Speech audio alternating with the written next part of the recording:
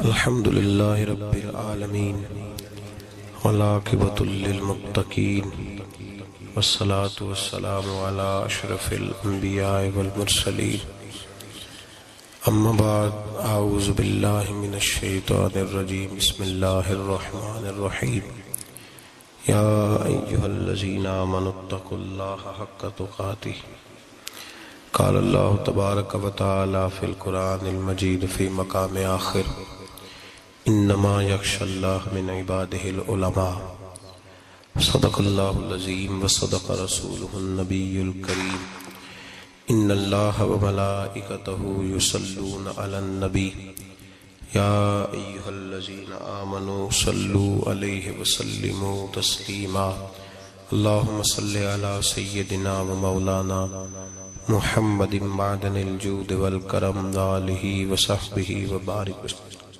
حمد و صلاة کے بعد انتہائی عزت و تکریم کے لائق سامعین و حاضرین، دوستو، بزرگ اور بھائیوں، محفل شب برات کے عنوان سے اس خوبصورت رات میں اور ان ٹھنڈی ہواؤں میں آپ حضرات تشریف فرمائیں۔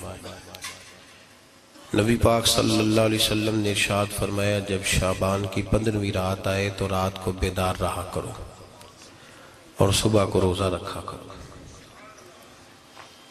تو جب حضور نے کہہ دیا بیدار رہو تو پھر کسی کو سونا نہیں چاہیے، بیدار رہنا چاہیے۔ اور بیداری کا مطلب یہ نہیں کہ وہ آدمی بس جاگتا رہے، اس کا مطلب یہ ہے کہ وہ اللہ اللہ کرے، درود پاک پڑھے، عبادت کرے، تلاوت کرے، ذکر فکر میں رہے۔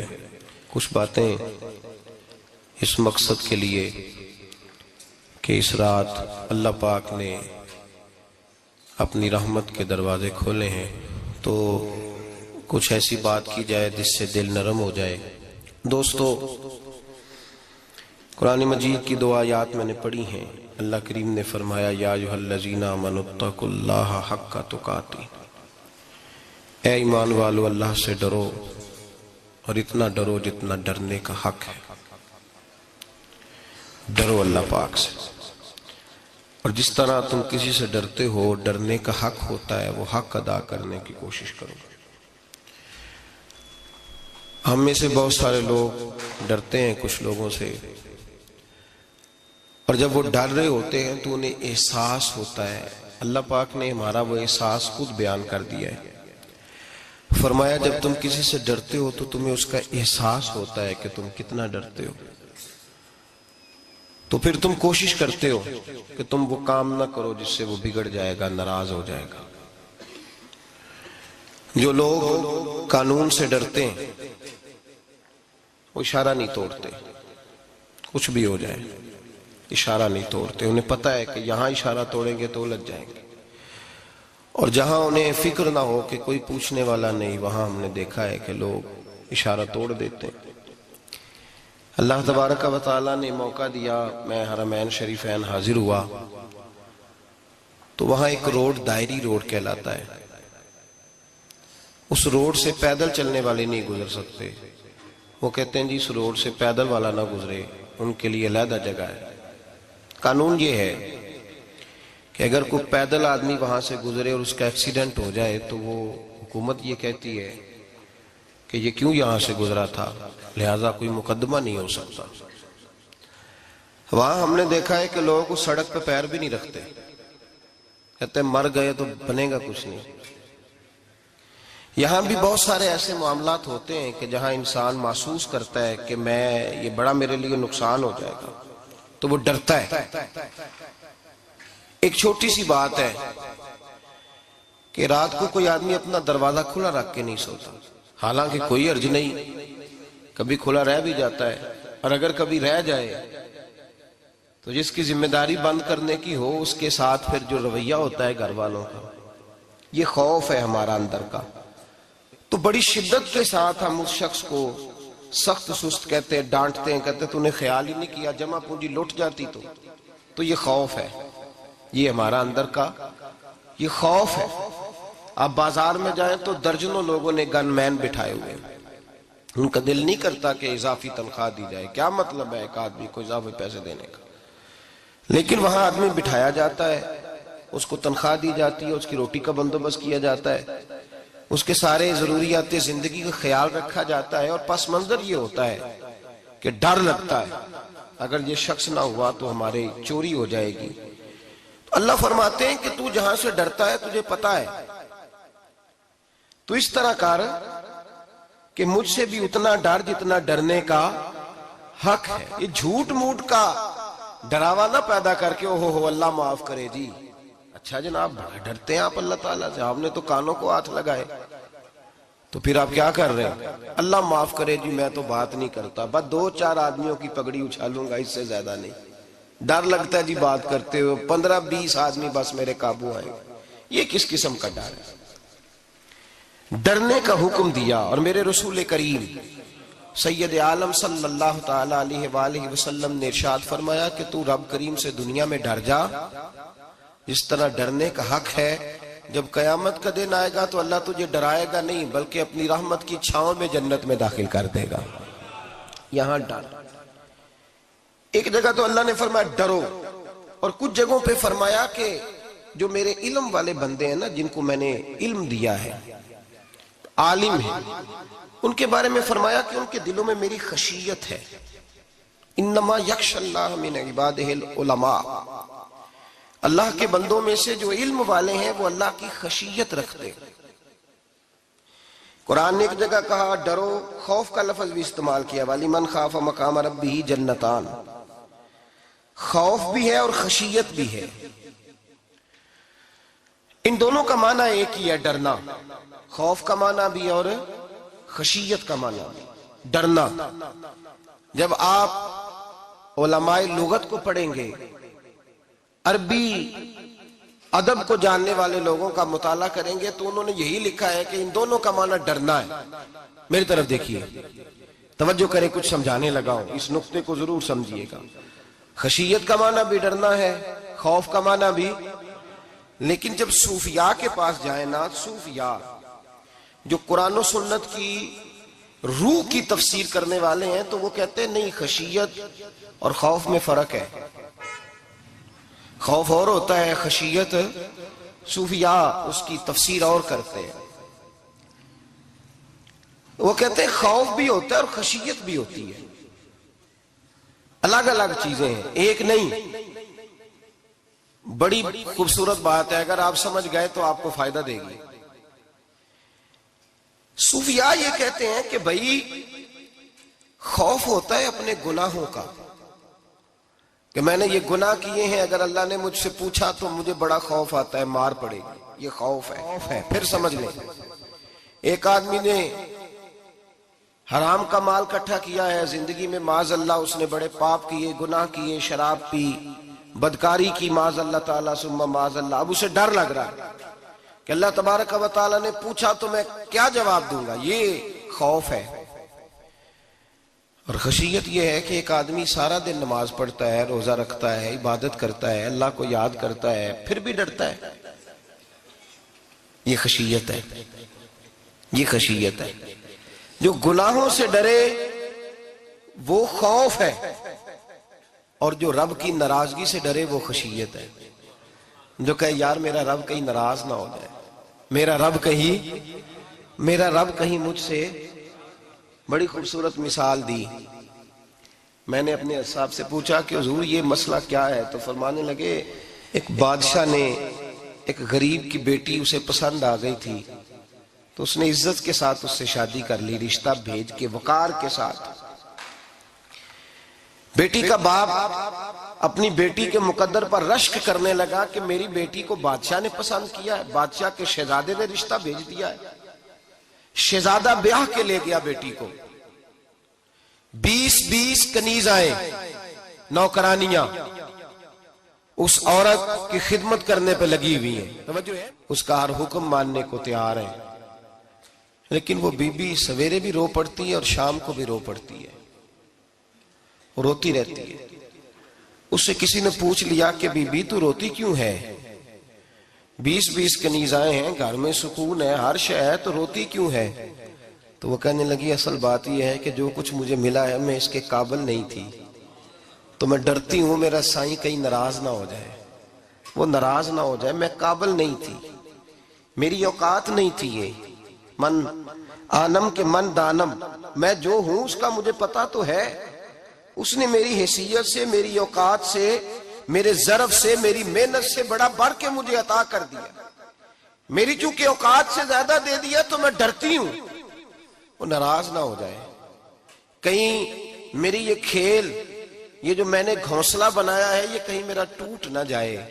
میرے بھائی، میرے رسول کریم سید عالم صلی اللہ علیہ وسلم کے امت کے اولیاء، صلحاء، صوفیاء، اتقیاء، صحابہ، اہل بیت، یہ لوگ جب روتے تھے تو یہ کوئی اس لیے نہیں روتے تھے کہ یہ آج دوپہر کو چینی میں ملاوٹ کر کے آئے ہیں تو اس لیے رو رہے ہیں رات کو، اس لیے نہیں روتے تھے کہ آج انہوں نے جو شکر بیچی ہے اس شکر کے اندر بورا ملایا ہوا تھا، اس لیے نہیں رو رہے کہ آج 10 15 20 لاکھ رشوت کا مال بینک میں جمع کر، اس لیے تھوڑی روتے تھے، یہ تو اس لیے روتے تھے کہ اللہ تو نے بڑا کچھ عطا کیا ہے، کہیں ہم سے ناراض نہ ہو جانا، یہ تو اس کی خشیت میں رو رہے تھے۔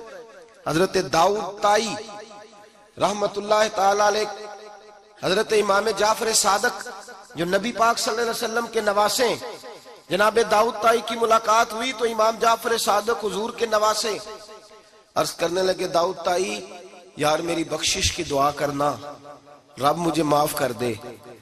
تو حضرت داؤد طائی رحمت اللہ علیہ فرمان لگے، امام صاحب آپ حضور کے نواسے ہیں، میں نے دعا کرنی ہے کہ آپ نے میرے لیے کرنی ہے؟ تو حضرت امام جعفر صادق رو پڑے، کہنے لگے یار تو نہیں کرنی ہے، اور اسی لیے تو تجھ سے دعا کرا رہا ہوں کہ کہیں ایسا نہ ہو نانا مصطفیٰ کی بارگاہ میں جاؤں تو وہ مجھے کہیں کہ میں کس طرح کا تھا تو کس طرح کا بن کے آیا ہے، یہی تو دعا کرانی ہے کہ میرے لیے دعا کر۔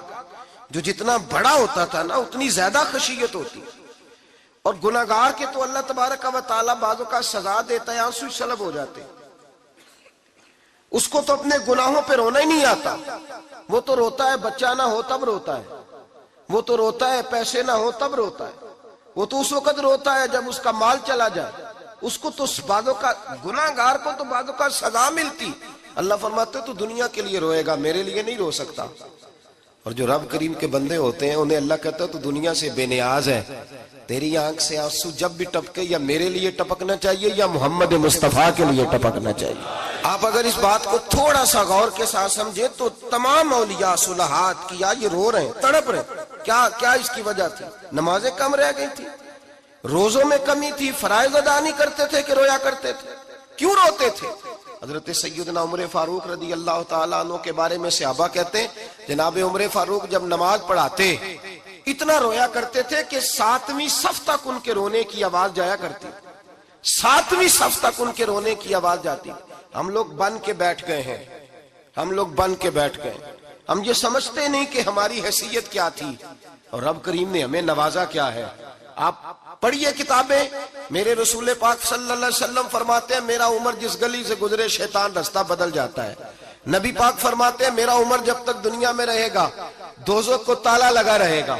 اس صاحب عزد الغابہ نے لکھا ہے نبی پاک صلی اللہ علیہ وسلم نے حضرت جبریل امین کو بلایا، فرمایا چل میرے عمر کی شان بیان کر، تو حضرت جبریل امین علیہ السلام عرض کرنے لگے یا رسول اللہ صلی اللہ علیہ وسلم 950 سال اگر اللہ مجھے عمر دے، 950 سال رب عمر دے اور پھر بھی میں عمر فاروق کے فضائل بیان کروں تو میں نہیں کر سکتا، عمر کی شان میں نہیں بیان کر سکتا، 950 سال بھی اگر میری عمر ہو۔ نبی پاک نے فرمایا پھر میرے ابو بکر کے بارے میں، عرض کی یا رسول اللہ ابو بکر کی تو بات اس سے بہت آگے کی ہے نا، وہ نبی پاک کتنی عظمت بیان کر رہے ہیں، کس قدر زیادہ رسول کریم صلی اللہ تعالی علیہ وآلہ وسلم ان کی عظمت بیان کرتے ہیں۔ حضرت عمر کیا کہتے ہیں، وہ لوگوں کو بتاتے پھرتے ہیں کہ تم نے دیکھا ہے نا میری کتنی عظمت ہے، وہ یہ نہیں کہتے، حضور فرماتے ہیں عمر کی بڑی شان بڑی شان بڑی شان۔ اور عمر کے پاس جب بھی کوئی جاتا ہے کہتے ہیں عمر آپ کا کیا مقام ہے، تو عمر فرماتے ہیں میں تو اونٹ چرانے والے کا بیٹا ہوں، میں تو اونٹ چرانے والے کا بیٹا ہوں، میں تو اونٹ چرایا کرتا تھا، میں تو 10 اونٹ نہیں سنبھال سکتا۔ حضرت فاروق اعظم رضی اللہ تعالیٰ عنہ سے کوئی پوچھتے جناب عمر آپ کا کیا حال ہے، تو آپ فرماتے یہ تو میرے مقدر ہے کہ میری بہن نے قرآن سنایا تو میں در رسول تک پہنچ گیا، ورنہ مجھے پوچھنے والا کوئی نہ ہوتا۔ کبھی جناب علی المرتضیٰ کا بازو پکڑ کے کہتے ہیں علی تو نہ ہوتا تو عمر ہلاک ہو جاتا، بھائی حضور شانے بیان کرتے ہیں. نبی پاک کہتے ہیں میرے ابو بکر نے احسانات کیے, بڑے احسانات کیے, میں نے سب کا بدلہ چکا دیا, ابو بکر کا نہیں چکایا. اللہ کی بارگاہ میں عرض کروں گا یا اللہ تو ہی اسے بدلے دے. اور جناب ابو بکر صدیق سے کوئی پوچھتا ہے ابو بکر آپ کا کیا حال ہے, تو ابو بکر صدیق فرماتے ہیں مجھ سے میرے اندر کا عالم نہ پوچھو, اگر قیامت کے دن اعلان ہوا نا کہ سارے لوگ بخشے گئے ایک باقی بچا ہے, تو مجھے ڈر لگتا ہے اکیلا ابو بکر ہی بچ جائے گا جو نہیں بخشا جائے گا, مجھے ڈر آتا ہے. تو بھائی پن کے بیٹھ گئے لوگ, لوگوں کو پوچھ کر کے دیکھیں, کہتے ہیں کیا پاپ کیا ہے, کیا ہو گیا ہے. خشیت سے کانپتی ہوئی روحیں, تڑپتے ہوئے میرے رسول پاک کے غلام, اولیاء اللہ صوفیاء کرام کے رونگٹے کھڑے ہیں رب کریم کے خوف سے. جو جتنا مالک کو جانتا ہے اتنا کانپ رہا ہے, اتنا ڈر رہا ہے. جس کی آنکھوں سے آنسو خشک ہے, مطلب یہ ہے یہ رب کو جانتا ہی نہیں, اسے کیا خبر اس کا جلال کتنا ہے, اسے کیا خبر اس کا عذاب کتنا ہے, تو کیا جانے. ان بطش ربک لشدید, جب وہ پکڑتا ہے تو بڑا سخت پکڑتا ہے. حضرت عثمان غنی کو 3 دفعہ میرے نبی پاک نے فرمایا جنتی ہے, جنتی ہے. العثمان فی الجنہ, العثمان فی الجنہ, العثمان فی الجنہ, 3 دفعہ حضور نے جنت کی بشارت دی. میرے مصطفیٰ کریم نے فرمایا میرا عثمان گلی سے گزرے تو فرشتے بھی اس کی حیا کرتے ہیں. جناب عثمان غنی جن کو میرے نبی نے 2 بیٹیاں دے کے کہا عثمان میری 100 بیٹی بھی ہوتی, ایک کے بعد دوسری انتقال کرتی جاتی تو میں ساری تیرے نکاح میں دے دیتا. وہی حضرت عثمان غنی قبر پہ کھڑے ہیں حضور کے وصال کے بعد, ایک قبر پہ کھڑے, آنکھوں سے آنسو جاری ہے, داڑھی ساری آنسوؤں سے بھر گئی ہے, روتے ہی جاتے ہیں, روتے ہی جاتے ہیں. غلام کہتا عثمان یار رونا ہمیں چاہیے, رونا ہمیں چاہیے, جن کو کوئی بشارت نہیں اور آپ کو تو 3 بشارتیں, روتے کیوں ہو. جناب عثمان غنی فرمانے لگے جس مصطفیٰ نے مجھے جنت کی بشارت دی اسی رسول نے فرمایا تھا قبر آخرت کی منزلوں میں سے پہلی منزل ہے, آخرت کی منزلوں میں سے پہلی منزل. سوچتا ہوں اگر رب کریم نے عثمان سے حساب پوچھ لیا, حساب کیسے دینا ہے میرے مصطفیٰ کریم نے. یہ تو بات ہے نا جناب عمر کی, یہ تو بات ہے حضرت عمر کی, حضرت ابو بکر کی, جناب عثمان غنی کی. اور جس شیر خدا کے بارے میں نبی پاک نے فرمایا علی منی وانا من علی, فرمایا علی اور میں 2 نہیں, میں علی ہوں اور علی میں ہے. جن کو فرمایا من کنت مولا ہوں فہذا علی مولا, جس کا میں مولا اس کا علی بھی, اس کا علی بھی. جس مولا علی شیر خدا کو یہ درجہ دیا. ولی المرتضی اٹھے ہیں, نماز کا وضو کیا ہے, مصلی کی جانب جانے لگے تو جناب علی کا وجود تھر تھر کانپنے لگا, تھر تھر, چھم چھم آنسو برسنے لگے. حضرت سیدنا امام حسن آگے بڑھے, ابا جی کیا ہوا. فرمایا حسن ڈر رہا ہوں, مالک کی بارگاہ میں جا رہا ہوں, کہیں رب علی کو دھتکار ہی نہ دے, کہیں مالک علی سے حساب ہی نہ پوچھ لے, کہیں اللہ تبارک و تعالیٰ ناراضگی کی نظر سے نہ دیکھے. او بھائی ہم لوگ اتنے دلیر, اتنے تگڑے, اتنے سیاہ, اتنے عقل مند, اتنے گناہوں کے پیچھے پہاڑ ہیں, لیکن مجال ہے کوئی ایک قطرہ وہ آنسو جو ہم نے سنبھال کے رکھے ہیں دنیا داری پہ بہانے کے لیے. کبھی اپنا حساب کر, کبھی سوچ. روز شکوہ کرتا ہے, کہتا ہے میرے پاس پیسے نہیں, گاڑی نہیں, کار نہیں, کوٹھی نہیں, سرمایہ نہیں. کبھی سوچ جو کچھ ہے اگر رب کریم میرے اور آپ کے اعمال دیکھے تو ہماری حیثیت ہے کہ وہ سارا کچھ ہمیں دیا جاتا, ہماری اوقات تھی کہ وہ ہمیں دیا جاتا جو اس نے دیا ہے. ٹٹول کے دیکھیں, عمر گزر گئی شکوے کرتے, ذرا پلٹ کے دیکھیں. اگر ہمارے گناہ اور ہماری نیکیاں اکٹھی کی جائیں تو ہم جزا والے نہیں سزا والے نکلتے ہیں معاذ اللہ. محمود غزنوی بڑا پیار کرتے تھے ایاز کے ساتھ, بڑا پیار کرتے تھے, نوازا کرتے تھے. روز کوئی نہ کوئی تحفہ ملتا تھا ایاز کو. کچھ حسد کرنے والوں نے کہا محمود تو اسے تحفے دیتا ہے اور یہ جنگل میں اسلحہ اکٹھا کر رہا ہے, یہ تیرے خلاف علیحدہ سے فوج تیار کر رہا ہے, کچھ وقت آئے گا یہ تجھے چھوڑ کے علیحدہ سے بادشاہی کا دعویٰ کر دے گا. محمود غزنوی کہنے لگے یہ کس طرح کی بات, کہا تمہیں پتہ ہے کہ ایاز عصر سے لے کر عشاء تک کہاں رہتا ہے. محمود کہنے لگے یار واقعی میں نے کبھی پوچھا تو نہیں. شک کا بیج بو دیا, شک کا بیج بو دیا. محمود غزنوی کہنے لگے اچھا آج میں پیچھا کروں گا, تفتیش کروں گا, تحقیق کروں گا کہاں جاتا ہے. تحقیق کروں گا۔ محمود غزنوی نکلے پیچھا کرنے۔ عصر کے بعد ایاز نے جنگل کا رخ کیا، محمود بھی پیچھے پیچھے ہو لیے۔ کہتے ہیں جنگل کے بیچ جا کے ایک جھونپڑی آئی، اس جھونپڑی کے اندر ایاز گئے، دروازہ کھولا، اندر چلے گئے۔ مجھے بڑا غصہ تھا کہ ہر بات مجھے بتاتا ہے، یہ کیوں نہیں بتائی؟ جب ایاز اندر گئے تو میں نے زور زور سے دروازہ کھٹکھٹایا غصے کے ساتھ۔ ایاز نے دروازہ کھولا، باہر آئے، میں نے کہا پیچھے ہٹ۔ ایاز پیچھے ہٹے تو میں اندر چلا گیا۔ محمود کہتے ہیں جب میں اندر گیا تو میں نے اس جھونپڑی میں ایک پرانا کرتا لٹکا ہوا دیکھا، ایک ٹوٹے ہوئے جوتے پڑے ہوئے دیکھے، ایک چھوٹا سا ڈنڈا دیکھا، ایک مٹکا، ایک پیالہ دیکھا۔ میں نے ساری تلاشی لی تو چند ٹوٹی پھوٹی پرانی چیزیں۔ میں نے کہا یاز یہ کیا ہے؟ تو کہتے ہیں یاز کہنے لگا بادشاہ ٹٹول کے دیکھ لے، یہی کچھ ہے جو تو نے دیکھا۔ میں نے کہا یہ ہے کیا؟ کہتے ہیں یاز پیروں میں بیٹھ گیا، تڑپ کے رونے لگا، کہنے لگا بادشاہ یہ میری اوقات ہے، یہ میری اوقات ہے، یہ میری اوقات ہے، یہ میری اوقات ہے۔ کہا کیا مطلب؟ کہنے لگا جس دن تیرے پاس آیا تھا نا تو یہ میری کائنات تھی کل، آج تیری مہربانیوں نے مجھے یہاں تک پہنچا دیا ہے۔ میں جو تیرا غدار نہیں نہ ہوتا، میں جو تیری نافرمانی نہیں کرتا، اس لیے نہیں کرتا کہ میں ہر شام آ کے اپنی اوقات یاد کرتا ہوں، اور پھر مجھے روز رات کو میرا نفس کہتا ہے اس کا وفادار رہنا، اس کا وفادار رہنا۔ تو اس حال میں تھا جب آیا تھا، اگر یہ بگڑ گیا تو پھر تجھے اپنی اوقات کا پتہ ہے نا۔ محمود غزنوی نے سینے سے لگایا، کہنے لگے آج تک تو بچا بھی اس لیے ہے کہ تو اپنی اوقات نہیں بھولا۔ ملا رومی کہتا ہے اپنی اوقات یاد رکھ، تو کیا تھا؟ تجھے ایک رات سونے نہ دے تو اپنی ٹانگوں پہ کھڑا نہیں ہو سکتا، تیری وہ آنکھ لے جائے تو کچھ نہیں کر سکتا، وہ تجھے معذور کر دے تو کچھ نہیں کر سکتا۔ 30 سال کے اونچے 7 فٹ قد کے جوان اس نے فالج زدہ کر کے ہسپتالوں میں ڈال دیے، وہ کچھ نہ کر سکے۔ بڑے بڑے پہلوان جو کہتے تھے کہ ہم اٹھے تو دنیا اٹھتی ہے، اس نے پھینک دیے منو مٹی کے نیچے، کچھ نہ کر سکے۔ اپنی حیثیت نہ بھول۔ میرے رسول کریم سید عالم صلی اللہ علیہ وسلم نے فرمایا 2 باتوں میں لوگ دھوکے میں ہیں، دھوکے میں ہیں، دھوکے میں ہیں، دھوکے میں۔ یا رسول اللہ کون سی؟ فرمایا جو صحت مند ہے وہ دھوکے میں ہے، وہ سمجھتا ہے میں کبھی بیمار ہی نہیں ہوں گا، مجھے روز اسی طرح نیند آئے گی جس طرح اب آتی ہے، میں روز اسی طرح اٹھوں گا جیسے اب اٹھتا ہوں، میں اتنا ہی لمبا چوڑا رہوں گا جس طرح آج ہوں، میرا حسن اسی طرح قائم رہے گا جیسے آج ہے۔ تو دھوکے میں ہے، دھوکے میں۔ بڑے بڑے آئے اور بڑے بڑے مٹی کا ڈھیر ہو گئے، فنا ہو گئے، کل من علیہ فان، فنا ہو گئے، کوئی پوچھنے والا نہ رہا۔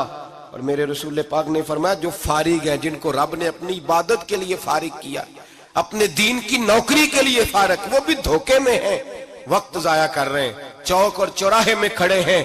میرے بھائی جب اپنی حیثیت انسان بھولتا ہے، حیثیت بھولتا ہے پھر وہ شکوہ کرتا ہے، جب اپنی اوقات بھولتا ہے پھر شکوہ کرتا ہے، جب وہ بھول جاتا ہے کہ میں کیا تھا پھر وہ شکوہ کرتا ہے۔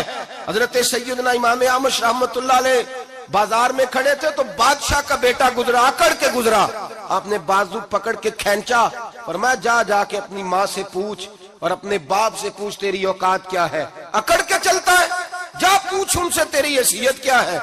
حضرت جناب سیدنا امام اعمش نے ڈانٹا تو واپس آیا، آگے کہنے لگا ابا وہ امام کیا کہتا تھا کہ میری اوقات کیا ہے، کیا اوقات ہے میری؟ تو باپ اور ماں دونوں گھورنے لگے، کہنے لگے بیٹے ہمارے پاس دولت بھی تھی، گھر بھی تھا، مکان بھی تھا، جائیدادیں بھی تھی، بادشاہت بھی تھی، پر ہم دنیا کے دروازوں سے بھیک مانگ مانگ کے تھک گئے تھے۔ عرش کا مالک ایک بیٹا عطا نہیں کرتا تھا، ایک بیٹی نہیں دیتا تھا، تڑپ گئے تھے، روتے تھے، سسکتے تھے۔ پھر وہی امام احمد جنہوں نے آج تجھے گلی میں کھڑا کیا ہے اس کے دروازے پہ جا کے بیٹھ گئے۔ ہم نے کہا رب ناراض ہو گیا، دعا کرو ہم سے راضی ہو جائے، چلو زیادہ نہیں ایک لال ہی ہمیں دے دے۔ کہ امام اعمش دعائیں کیا کرتے تھے تو تب اللہ پاک نے تو ہمیں عطا کیا تھا۔ تیری او بھائی اپنی حیثیت کا تو تعین کر، تو بڑھ بڑھ کے باتیں کرتا ہے، تو بڑا کھل کھل کے بولتا ہے، اپنی حیثیت کا تو تعین کرنا، ذرا اندازہ تو کرنا کہ تو کون تھا، کہاں سے آیا ہے، تیری اوقات کیا ہے۔ یہاں لوگ ایک منٹ میں آگے نکل جاتے، پلٹ کے دیکھ تو صحیح۔ اور میرے بھائی جو بڑے لوگ تھے وہ تڑپا کرتے تھے۔ حضرت فضیل بن عیاض رحمت اللہ علیہ فرماتے ہیں بغداد میں بارش نہیں ہوتی تھی، قحط پڑ گیا، جانور پیاس سے مرنے لگے، جوان بچے بوڑھے نڈھال ہونے لگے۔ فرماتے ہیں میں بھی نکلا، سفیان ثوری بھی نکلے، اور بھی کئی صوفیاء میدان میں نکلے، دعائیں مانگی، بارش نہیں ہوتی تھی۔ فرماتے ایک جھونپڑی سے ایک سفید بالوں والا اور گندمی رنگ والا ایک بوڑھا غلام نکلا جو کسی کا ملازم تھا، باہر آیا جھونپڑی سے، ہم اسے دیکھ رہے تھے، وہ ہمیں دیکھ نہیں رہا تھا۔ فرماتے ہیں اس کے چہرے پر عبادت کے نشان تھے، دور سے اس کا چہرہ دیکھتے لگتا تھا کوئی رب کریم کا بندہ ہے۔ فرماتے ہم اسے اللہ کا ولی جانتے تھے۔ اس نے دعا مانگی کہ تو لفظ پتہ کیا ہے دعا کے؟ ہاتھ اٹھا کے کہنے لگا مولا مجھے پتا ہے یہ جو بارش نہیں نہ ہو رہی ہے میری وجہ سے نہیں ہو رہی، میرے گناہوں کی بڑی لمبی فہرست ہے، بڑی لمبی لائن ہے۔ کہنے لگا اے اللہ میری اکیلے کی وجہ سے سارے بغداد کو سزا تو نہ دے، رب کریم جوان بھوکے، بچے بھوکے، مائیں ترس گئیں، بچے ترس گئے، جانور پانی کے قطرے، اللہ گناہ تو میرے اکیلے کے ہیں اور ان سب کو سزا کیوں دیتا ہے؟ نہ میری سزا سب کو تو نہ دے، میری سزا صرف مجھے دے، ان کو نہ دے۔ کہتے ہیں ابھی اس کے ہاتھ اٹھے ہوئے تھے، دعا بول رہا تھا، رب کریم نے فوراً بارش عطا فرما دی۔ فرماتے ہیں کھل کے بارش برسی۔ میں نے لوگوں سے پوچھا پتہ کرو کس کا غلام ہے، کہا فلاں آدمی کا۔ حضرت فضیل بن عیاض کہتے ہیں میں شام کو گھر چلا گیا، اس کے آقا سے بات کی، خرید لیا۔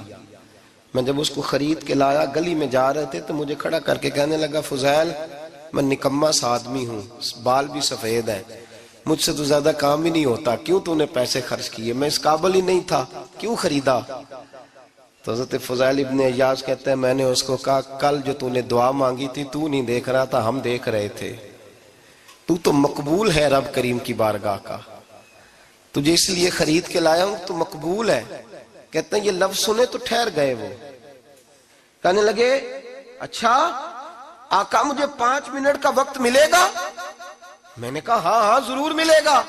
کہتے ہیں انہوں نے وہیں نماز کی نیت باندھ لی، 2 رکعتیں پڑھی اور 2 رکعتیں پڑھ کے ہاتھ اٹھائے، کہنے لگے مولا تیرا اور میرا راز تھا، تو نے راز کیوں کھولا؟ اللہ مسترنا بستری کل جمیل، یا اللہ تیرے پاس پیارے پیارے پردے ہیں، ایک پردہ مجھے عطا کر دے، مجھے اپنا رکھ، مجھے لوگوں کے سامنے میرے پردے نہ کھول۔ آپ فرماتے ہیں یہ کہہ کہ وہ زمین پہ بیٹھے کلمہ شہادت پڑھا، ان کی روح پرواز کر گئی۔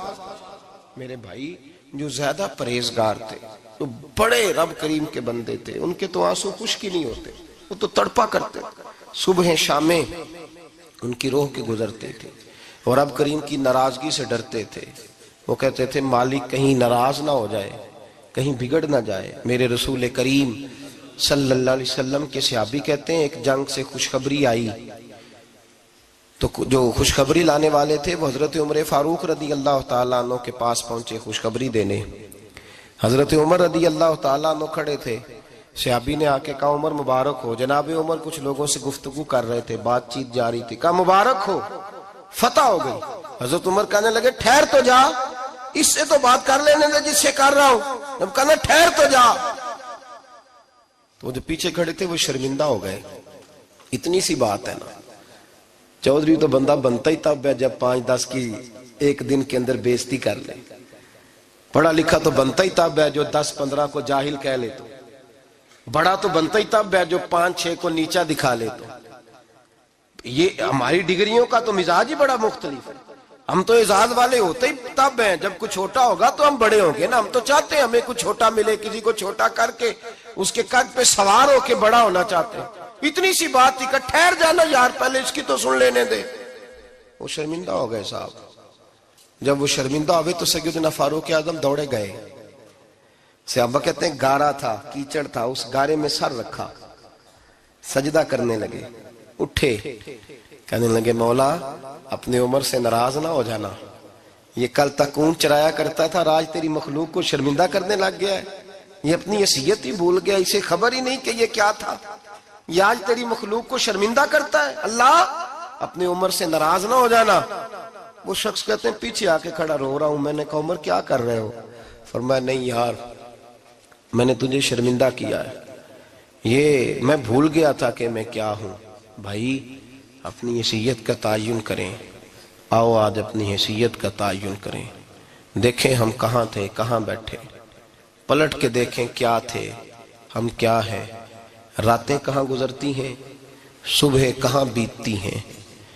ایک لمحے کے لیے پلٹ کر اپنے ظلم، زیادتیاں، جھوٹ، غیبتیں، بے حیائیاں، اپنی زندگی کے امور کا اگر ہم یک نظر جائزہ لیں، پیچھے پلٹ کے دیکھیں تو حضرت جناب سیدنا غوث اعظم جیلانی رضی اللہ تعالیٰ عنہ فرمایا کرتے تھے اگر لوگ اپنے گناہ یاد کریں تو وہ پریشان ہو جائیں کہ ہمیں پانی کا قطرہ کیوں مل رہا ہے، وہ اگر اپنی غلطیاں یاد کریں تو انہیں احساس ہو کہ ان کا سانس کیسے چل رہا ہے۔ بھائی اگلی بات سنو گے تو اور حیران ہو جاؤ گے۔ حضرت غوث اعظم رضی اللہ تعالیٰ عنہ فرمایا کرتے، آپ فرمایا کرتے کہ اب خیال آتا ہے، اب سوچ آتی ہے کہ رب کریم نے کتنی ڈھیل دی ہوئی ہے۔ ہم ہیں کہ سمجھتے ہیں یہ میری عقل مندی کا کمال ہے کہ مجھے سارا کچھ نافرمانی کے باوجود بھی مل رہا ہے۔ بھائی خشیت الہی پیدا کریں۔ جتنا بندہ بڑا ہوتا تھا اس کے دل میں خوف بھی اللہ کا وہ جانتا تھا۔ حضرت امام اعظم ابو حنیفہ بیٹھے تھے تو ایک بی بی فتویٰ پوچھنے آئی۔ بی بی روز خاوند سے مطالبہ تو کرتی ہے، فلاں چیز چاہیے، فلاں چیز چاہیے، اللہ کرے وہ یہ مطالبہ کرنے لگ جائے کوئی شے نہیں چاہیے، جو چاہیے حلال کا چاہیے۔ آمین تو کہہ دے۔ اللہ کرے بی بی یہ مطالبہ کرنے لگ جائے سوکھی روکھی چاہیے پر چاہیے مجھے جائز دینا، بے شک ایک وقت دینا۔ اللہ کرے یہ مطالبہ ہونے لگ جائے، شب برات کی بڑی مقدس رات، اللہ کرے اس رات یہ مطالبہ ہونے لگ جائے۔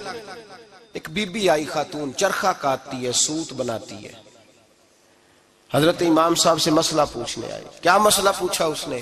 کہنے لگی حضرت جی میں نا رات کو اپنی چھت پہ بیٹھ کے چرخہ کاٹتی ہوں، سوت بناتی ہوں، 14ویں رات کا چاند جب چڑھا ہوتا ہے تو اس کی روشنی میں چرخہ کاٹتی ہوں۔ کئی دفعہ نا بادشاہ کا لشکر میری گلی سے گزرتا ہے، بڑے بڑے لالٹین انہوں نے پکڑے ہوتے ہیں، بڑے بڑے روشن دان، بڑی بڑی ان کے اندر روشنی ہوتی ہے۔ تو حضرت جی کئی دفعہ نا وہ جب گزرتے ہیں تو ان کی روشنی میں بھی میں کچھ سوت بنا لیتی ہوں۔ مسئلہ یہ پوچھنا تھا کہ اس روشنی میں میں جو سوت بناتی ہوں اس کی کمائی میرے لیے جائز ہے کہ ناجائز ہے؟ اس کی روشنی میں حضرت امام اعظم نے اللہ اکبر کا اور چھم چھم آنسو گرنے لگے۔ حضرت امام صاحب نے اپنا گریبان پکڑا اور کھینچا، قمیض پھٹ گئی۔ کہنے لگے بی بی مسئلہ چھوڑ، تو پہلے بتا تو ہے کون، کہاں سے آئی ہے، کون ہے، بتا۔ تو کہنے لگی میں حضرت بشر آفی کی ہمشیرہ ہوں، میں حضرت بشر آفی، وہ جو درویش ننگے پیر نہیں پھرتا رہتا بغداد کی گلیوں میں، میں اس عظیم بھائی کی بہن ہوں، بشر آفی کی ہمشیرہ ہوں۔ تو حضرت امام اعظم فرمانے لگے کوئی اور بی بی آتی تو اس کے لیے جائز تھا، کیونکہ وہ جان بوجھ کے تو کسی کی روشنی نہیں استعمال کرتی، خود آتی ہے، کوئی اور آتی تو جائز تھا۔ تیرا مقام بڑا ہے، تیرے لیے جائز نہیں، تیرے لیے جائز نہیں، تو اپنی حیثیت کا تعین کر، یہ تیرے لیے درست نہیں۔ بھائی بڑا تو تب ہوگا جب تیری احتیاط بڑی ہو جائے گی، بڑا تب ہوگا جب تیرا تقوی بڑا ہو جائے گا، بڑا تو تب ہوگا جب تو حلال حرام کے معاملے میں باریک باریک چیز کا خیال رکھے گا۔ اور اگر تو کہ خیر ہے دیکھی جائے گی، ساری دنیا کر رہی ہے، ساری زمانہ کر رہا ہے، فلاں بھی کر رہا ہے، وہ خدا کے بندے یہ کس طرح کا معاملہ ہے، یہ کس طرح کی جمہوریت ہے؟ اپنے آپ کو سمجھائیں اور میرے عزیز خشیت والی زندگی پیدا کریں، تقوی والی زندگی پیدا کریں۔ ہم لوگ ایسا وقت گزار رہے ہیں، اور یہ یاد رکھنا ہمیشہ انسان دنیا میں آتے ہیں، اس شہر کے بہت سارے لوگ ہو گزرے، علماء، مشائخ، صوفیاء، تاجر، زمیندار، آپ کسی بھی شعبے میں ٹٹولیں گے تو آپ کو کئی نام ملیں گے۔ اس شہر محبت کے ڈھیروں لوگ ہو گزرے، اور یہ کہانی ہر شہر کی ہے۔ آج میں اور آپ یہاں بستے ہیں، کچھ وقت کے بعد ہم داستان ہوں گے۔ امام شافعی رحمۃ اللہ علیہ فرماتے ہیں میں ایک شہر سے گزر رہا تھا تو میرے پیر کو ٹھوکر لگی، میں نے زمین کھودی تو ایک کھوپڑی نکلی، کھوپڑی نکلی تو اس کے اوپر تاج بھی تھا۔ فرماتے میں نے شہر کے لوگوں سے پوچھا یہ کیا ہے؟ تو کہنے لگے یہ بادشاہوں کا قبرستان ہے، اس میں غریب دفن تو نہیں ہو سکتا تھا، دفن تو بادشاہوں کا خاندان ہے، لیکن افسوس کی بات یہ ہے کہ یہاں مٹی ڈالنے کوئی نہیں آتا، اب یہ سیدھی سڑک بن گیا۔ بھائی کبھی پلٹ کے دیکھ، ہزاروں لوگ آئے، اس روڈ سے کروڑوں لوگ گزرے اور منزل کو چلے گئے، لوگوں نے یاد نہیں رکھا۔ آپ اپنے حصے کا عمل کرنے آئے، ٹھیکیدار نہیں ہے کوئی اپنی اولاد کا، بال بچے کا، بہن بھائی کا۔ حق ضرور ہے، ان کے لیے محنت ضرور کرے گا، لیکن اس کو یہ اجازت نہیں ہے کہ وہ کہے کہ میں اب بڑا ذمہ دار ہوں تو میں نے 20 کروڑ بینک بھر کے جانا ہے۔ حضرت عمر بن عبدالعزیز رحمت اللہ تعالیٰ علیہ کے انتقال کا وقت آیا تو اپنے بیٹوں کو بلایا، فرمانے لگے بیٹو تمہارا باپ بزدل تھا، تمہارے لیے کچھ کر نہیں سکا۔ کہا ابا جی کیا ہوا؟ فرمانے لگے بیٹے میں بزدل تھا، جہنم سے ڈر گیا، تمہارے لیے کوئی بینک بیلنس اکٹھا نہیں کر سکا، میں تھوڑا دلیر ہوتا، دوزخ سے نہ ڈرتا تو تجوریاں بھر کے جاتا۔ پرانے بادشاہ محل چھوڑ کے گئے ہیں پر میرے پاس کچھ نہیں ہے، بادشاہ ہونے کے باوجود میں فقیر ہوں، خالی آ جا رہا ہوں، بزدل جو تھا۔ آپ نے جب یہ لفظ کہے تو بچے رونے لگے، کہنے لگے ابا جی ہمیں تو فخر ہے، ہمیں تو فخر ہے، جس گلی سے بھی ہم گزرتے ہیں کپڑے ہمارے سادے ہوتے ہیں پر لوگ دکانیں چھوڑ کے ملتے ہیں، کہتے ہیں نیک باپ کی اولاد جا رہی ہے، یہ بڑے مرتبے والے باپ کی اولاد جا رہی ہے۔ بھائی یاد رکھیں، خشیت الہی پیدا کریں، نہ اپنی ذات کے ساتھ ظلم کریں۔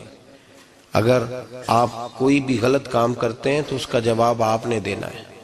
اگر آپ نے 1 کروڑ روپیہ ناجائز کمایا ہے تو وہ اللہ آپ سے نہیں، آپ کے بچے سے نہیں پوچھے گا، بیوی سے نہیں پوچھے گا، بہن بھائی سے نہیں، وہ آپ نے جواب دینا ہے۔ آپ نے اپنے اعمال پر غور کریں۔ آج شب برات ہے، میرے نبی کریم صلی اللہ علیہ وسلم نے فرمایا کہ میری امت کی اتنی بخشش ہوگی، مدینے میں سب سے زیادہ بنو کلب کا قبیلہ بکریاں پالتا ہے، ان کی بکریوں کے بالوں سے بھی زیادہ اللہ میری امت کی بخشش فرمائے گا۔ اس کو توبہ کی رات کہا جاتا ہے۔ توبہ کا مطلب یہ ہوتا ہے کہ اللہ میں آج کے بعد گناہ نہیں کروں گا۔ توبہ کا مطلب ہوتا ہے کہ میں آج کے بعد یہ غلطی، آپ کا ملازم کتنی بار غلطی کرے تو آپ رکھ لیتے ہیں؟ ایک دن میں 100 دفعہ کرے تو گنجائش ہے اس کو رکھنے کی؟ اللہ رکھ لیتا ہے، کہتا تو توبہ کر، ہے گنجائش؟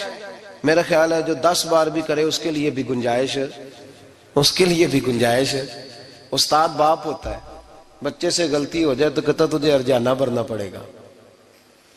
بچے لگے نہیں ہوتے اسکولوں میں، جرمانے لگے ہوتے ہیں، چھٹی کا لیدا ہے، فلاں کام کا لیدا ہے، حالانکہ باپ ہے۔ بھائی اللہ فرماتا ہے تو توبہ کر، اور توبہ یہ ہے کہ میں آج کے بعد یہ گناہ، جس آدمی نے کل 5 نمازیں نہیں پڑھنی اس کا آج توبہ کرنے کا کیا مطلب ہے؟ توبہ کا کیا مطلب ہے کہ میں آئندہ گناہ، تو جو سویرے 5 نمازیں نہیں پڑھنا چاہتا کہتا ہے کل زور نہیں میں نے پڑھنی، چلو فجر تک جاگنا ہے فجر پڑھ لوں گا، تو اس نے توبہ کی ہے؟ کوئی مذاق ہے؟ استغفر اللہ استغفر اللہ استغفر اللہ، معاف کر دے، کیا معاف کر دے؟ سویرے تو مسجد آئے گا۔ بھائی آپ کسی جگہ، ہم سادے لوگ ہیں، دیہاتی لوگ، یہ ہمارا دیہات کا ماحول ہے، بچے کو مارتے ہیں نا مدرسے والے کو تو ہم کہتے ہیں دوبارہ کرے گا، تو کیا کہتا ہے اگوں، تو جی بچہ کبھی تسی تھپڑ دو مار لو میں سویرے پھر کرنا جی، تو اس کو معافی ملے گی؟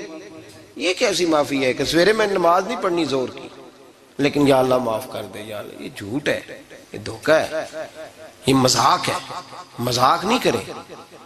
اور بندہ کوئی سیاںا ہو تو مذاق برداشت نہیں کرتا، اور معاذ اللہ استغفر اللہ، رب کریم کے ساتھ مذاق، یا اللہ میری توبہ، یا اللہ میری توبہ، یا اللہ مجھے معاف کر دے، یا اللہ معاف کر دے، اور سویرے جھوٹ پھر بولنا ہے اٹھتے ہی، تو یہ کیسی توبہ ہے؟ توبہ کا مطلب ہوتا ہے کہ میں توبہ کرتا ہوں آج کے بعد گناہ، تو توبہ کو سمجھے تو صحیح نا میرے بھائی، توبہ کو سمجھیں۔ تمام صحابہ، چونکہ شراب حرام نہیں تھی تو ہر آدمی پیا کرتا تھا، جب حرام ہو گئی تو پھر کسی نے منہ نہیں لگایا، توبہ ہو گئی تو پھر ہو گئی، پھر معاملہ ختم ہو گیا، پھر کبھی قریب حضرت مرثد بن ابی مرثد البغوی رضی اللہ تعالیٰ عنہ حضور کے صحابی ہیں.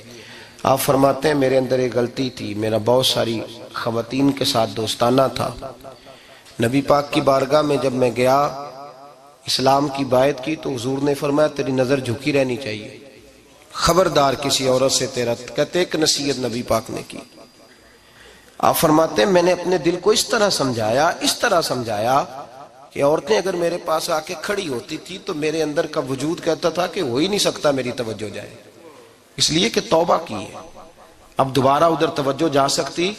میرے بھائی توبہ کو اس کے مفہوم کے ساتھ توبہ کریں، جھوٹ نہیں بولیں، گناہ نہیں کریں. میرے رسول کریم صلی اللہ علیہ وسلم نے فرمایا استغفار پڑھا کرو، میں دن میں 100 مرتبہ استغفار کرتا ہوں.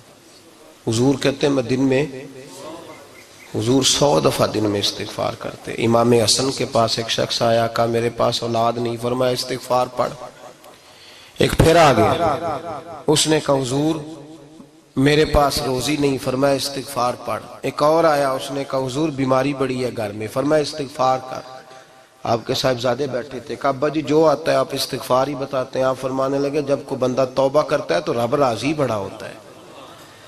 تو میں نے سب کو توبہ کا وظیفہ بتایا ہے، جس کی جو بھی مجبوری ہو اگر توبہ کر لے تو اللہ تعالیٰ اسے آسانی عطا کر دیتا ہے، اللہ اس پہ نظر رحمت کر دیتا ہے. اپنے آپ کو تبدیل کریں، نماز کو اس کی حقیقت کے ساتھ پڑھا کریں، اس کی حقیقت کے ساتھ نماز کو پڑھیں. 5 وقت مسجد میں حاضری دیں، چھوڑ کے سارے کام چھوڑ کے، باقی سارا کچھ بعد میں. آپ کا رشتہ لوگوں کے ساتھ زندگی کا ہے، موت کا نہیں ہے. آپ خود دیکھ لیں جن کے بزرگ چلے گئے وہ ڈیلی جاتے ہیں قبرستان، کل وہاں بیٹھتا 2 گھنٹے جا کے، والد صاحب ہیں، دادا جی ہیں، نانا جی ہیں. دیکھا کبھی کسی کو صبح گیا ہو شام آیا ہو؟ یہی حال ہمارا ہوگا، بالکل کوئی نہیں جائے. اور پھر جب کوئی انتقال کر جاتا ہے نا تو کوئی یہ نہیں کہتا کہ ابا جی کو غسل دے لو، کہتے ہیں میت کو غسل دو. ماں آنکھوں کی ٹھنڈک ہوتی ہے لیکن کہتے ہیں لاش کو اٹھاؤ، جنازے کو اٹھاؤ. آپ کے رشتے ناطے ختم ہو گئے. اگر آپ ناراض نہ ہوں تو مجھے جنازے پڑھانے کا موقع ملتا ہے. 1-2 بات عرض کرتا ہوں، اس کے بعد ذکر کرتے ہیں، انشاءاللہ دعا ہوگی.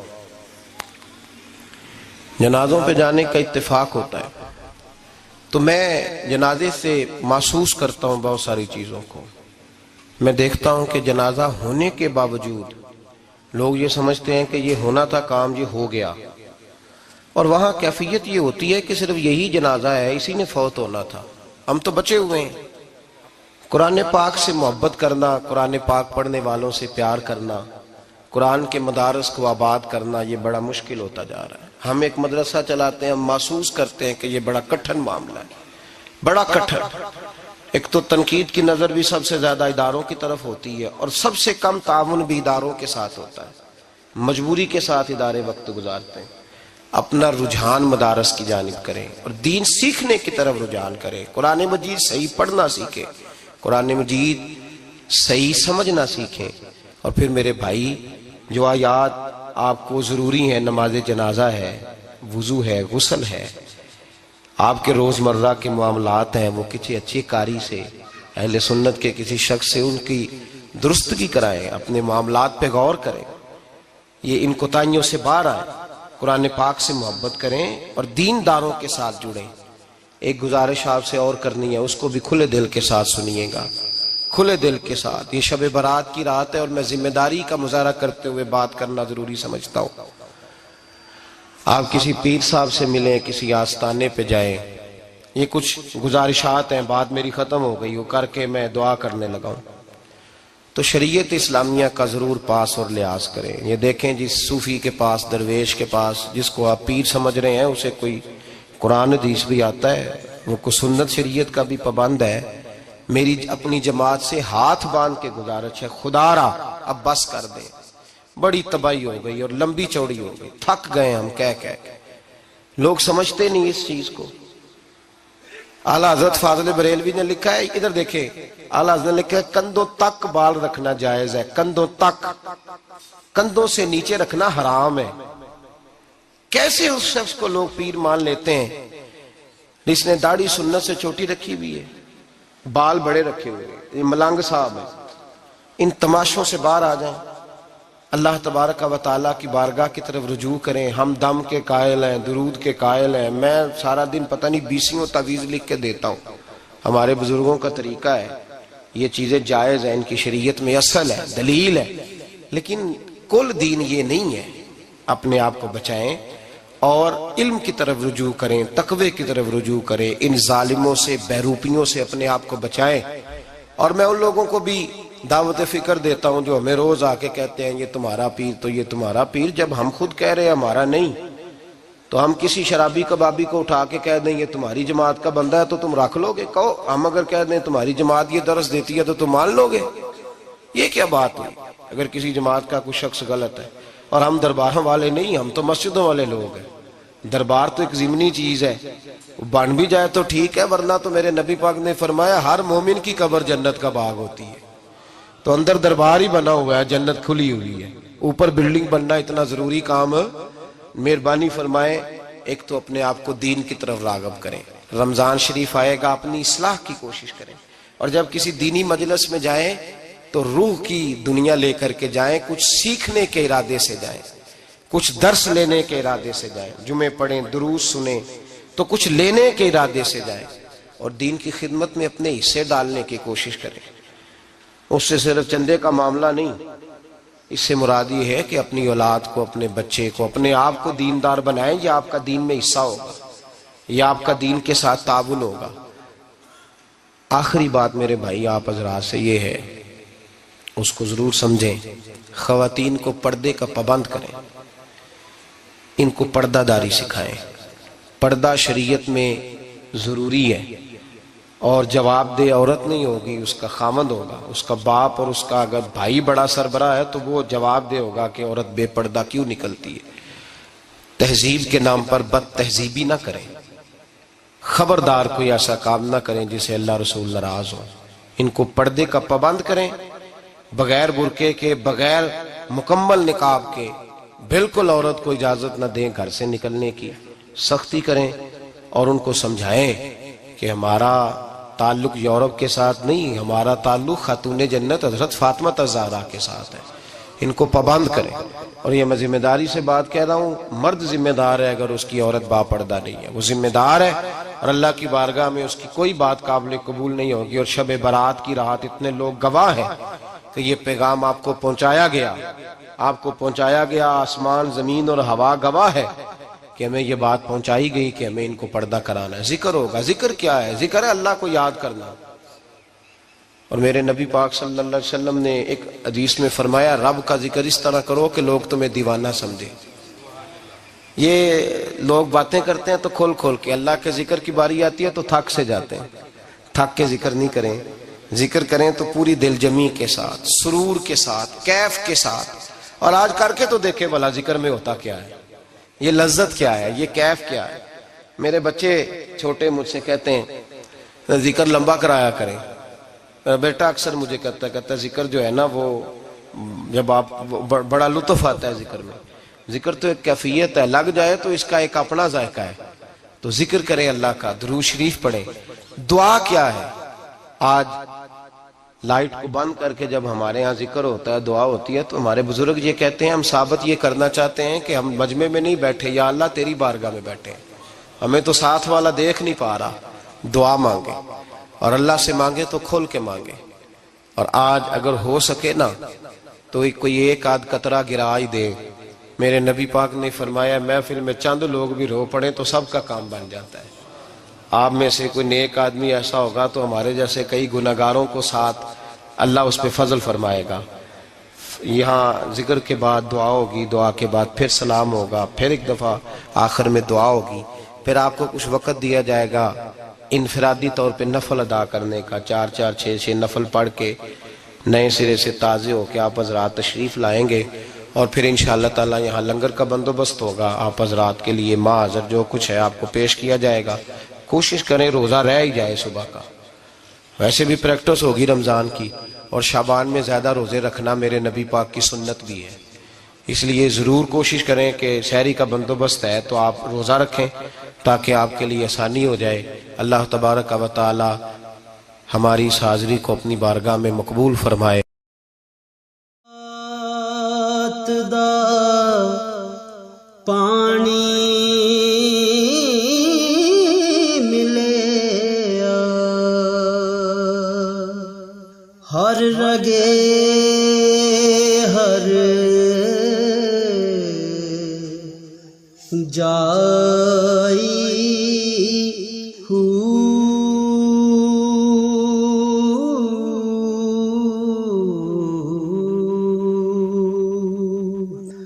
اندر بوٹی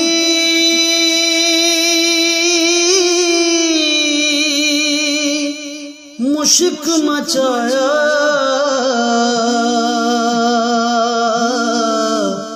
جان پھولن تے